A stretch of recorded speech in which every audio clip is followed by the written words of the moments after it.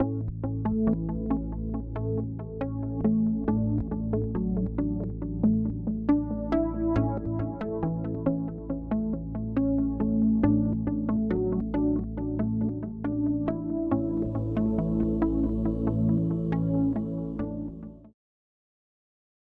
life started to bloom on Earth, the struggle for survival never ceased. The planet Earth, when compared to other planets, seems extremely suitable for life to prosper and grow. But in reality, it's a harsh environment, with merciless rules, where the stronger survives, and the weak will die, his existence erased from the records of history as time passes.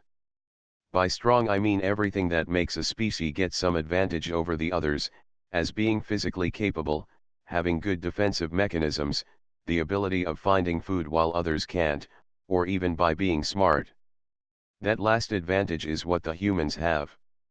Being smart. And with this, they had to prove that they deserve to be on this planet, maybe more than any other. This act is called competition. And while the law of competition may be sometimes hard for the individual, it is best for the race, because it ensures the survival of the fittest in every department.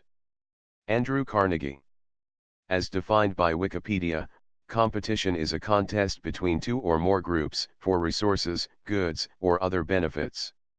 When competing with others, critical decisions must be taken, which is something done unconsciously and instinctively by most species except for humans, who were completely capable of thinking it over, and process the possible outcomes in their brains. That made of them an undefeatable force that roamed the planet for thousands of years. As the years pass, humans became stronger and stronger, until they reached a point where the competition that was, is no more. When was the last time where you walked in the city afraid of a lion attacking you? When was the last time where you was afraid from the arrival of winter? Mostly, those things are no more of a threat because the species already evolved and dealt with them. Nowadays, humans still have to face things like epidemics, big events such as earthquakes and volcanoes, or even meteorites hitting the ground. But as the evolution continues, more and more problems that were once a threat, will become nothing but a simple event that we can deal with no trouble. This is a problem by itself. We now know that competition is what drove humans to such advancement. What would happen when they run out of that fuel? What would happen if they overcome most of the challenges thrown at them by nature? Will the species stop advancing as it needn't to do so anymore? Some would claim, if the problems have already been overcome by humans, why would we want to keep evolving? But unfortunately, one of the constant rules that the species experienced on this planet, states that, those who cease advancing, shall not stay, as there is no point of rest on this world. Those resting, does not deserve the place they hold. So is it to assume that the humans will eventually fall as they lose competition?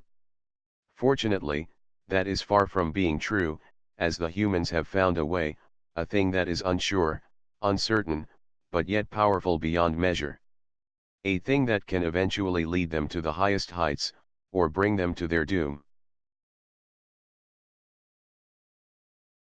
Emotions. It is something that was not put into perspective by most species.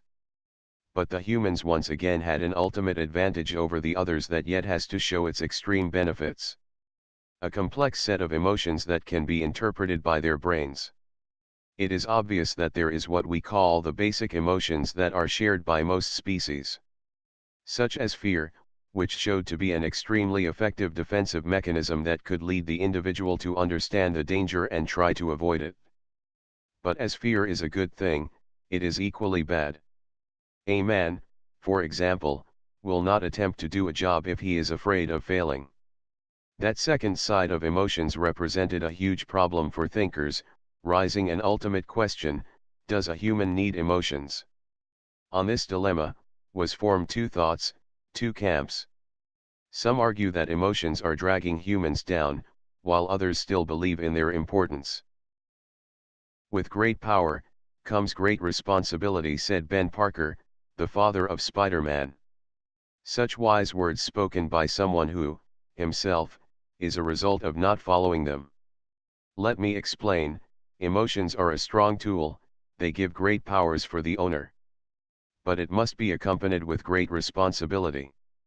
For instance, imagination is a great thing as it results in achieving creative products, but when used irresponsibly, humans imagine fictional worlds and lives, such as the world of Spider-Man, a movie. A movie isn't something that humans need, it's the result of irresponsible usage of imagination.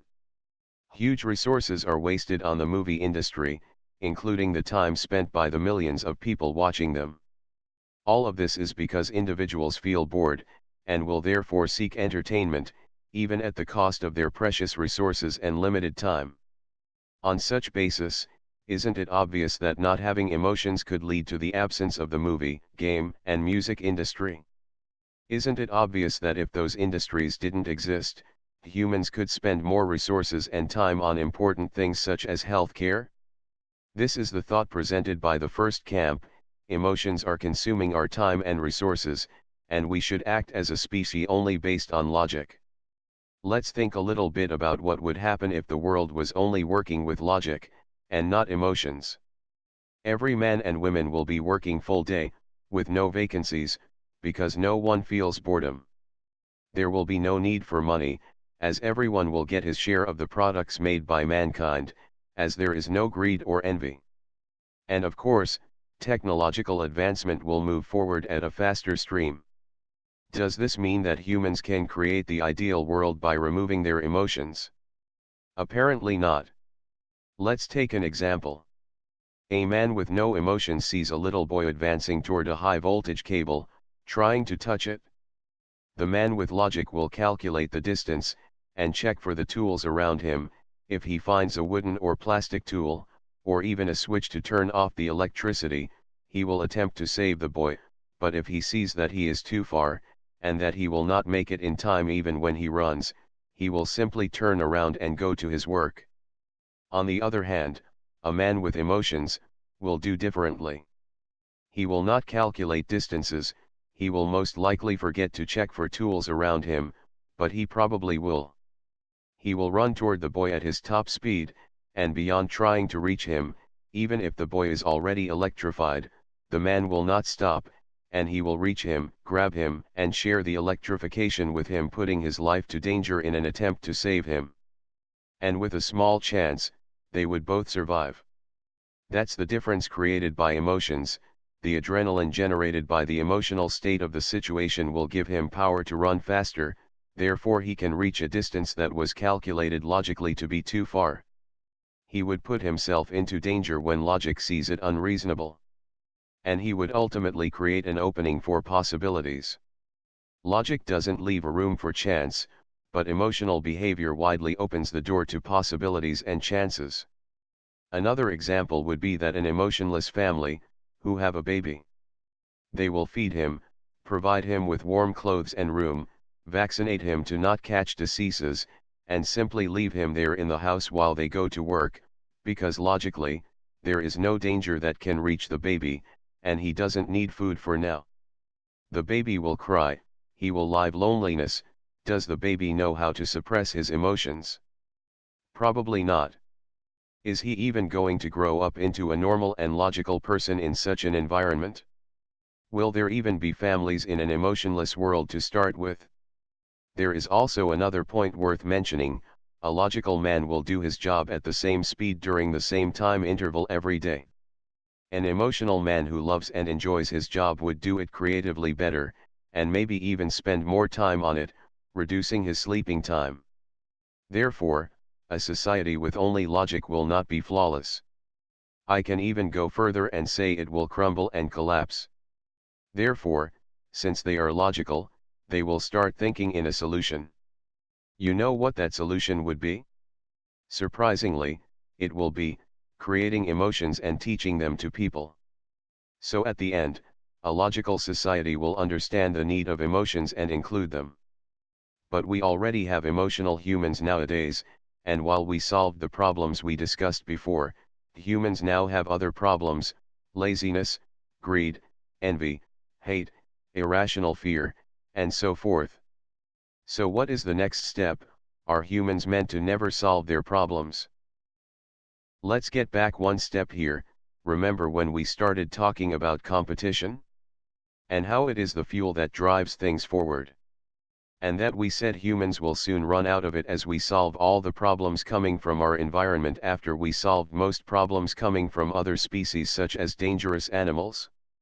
Competition pushed humans far in this world. What if they use it again? It is hard for an emotional man, a bored man, to do his job properly, but what if he challenges himself to do it? It is hard for a man to be a father and stay with his kid all day, but what if he challenges himself to do it? Isn't this called competition?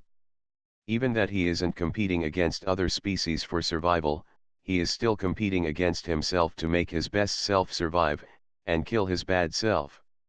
Competition will never disappear, only the context will change from challenging others, to challenging yourselves, my dear humans. Compete with yourselves to become better, don't suppress your emotions, but guide them with your logic. You, yes you. You have extreme power within you, don't underestimate it. Challenge yourself, for a better world.